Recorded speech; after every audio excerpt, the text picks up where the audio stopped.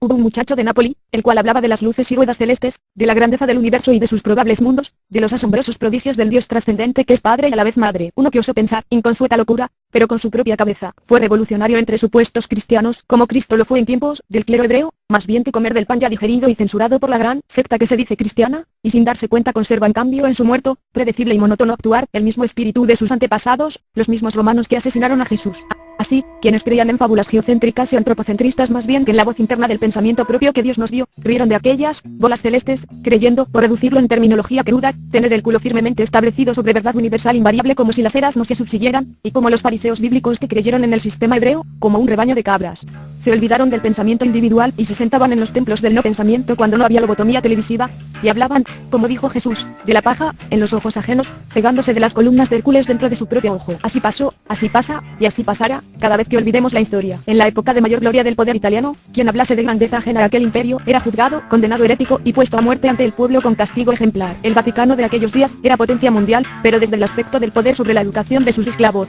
era comparable al imperio mediático Berlusconi del día de hoy. Toda fuente de instrucción era filtrada o censurada por una misma organización, y el pueblo, compuesto de pobres campesinos confinados en sus aldeas, la mayoría de los cuales durante toda su vida nunca se alejaban de su lugar de nacimiento más allá de 10 kilómetros, completamente iletrados en la gran mayoría, celebraban en su ignorancia ante la muerte de los pocos herejes, que se liberaban del sistema, gozaban leer la Biblia y el saber científico prohibido, de forma instintivamente análoga a aquella, en que sus antepasados antes de ellos, en los circos romanos, se distraían de sus propias desgracias ante las de un chivo expiatorio, como si de un sacrificio a Azazel se tratare. Así pasó, así pasa y así pasará, así la magia eclesia ha borrado de la historia oficial innumerables casos como el de Giordano Bruno, el cual afrontó el juicio de su patria sin rechazar ni traicionar sus convicciones, y pasó a la historia gracias a quienes por ignorancia, miedo a lo que no logran entender y ciega devoción a las instituciones humanas que los esclavizaban y hacia una ciencia oficial, limitada hacia el aprendizaje y progreso, que todo presumía comprender, inflaron el nombre de aquel más allá de cuanto no obstante su sagacidad, quizá jamás hubiese logrado por sí solo. Las siguientes palabras fueron extraídas de un poema que Giordano Bruno les escribió antes de morir.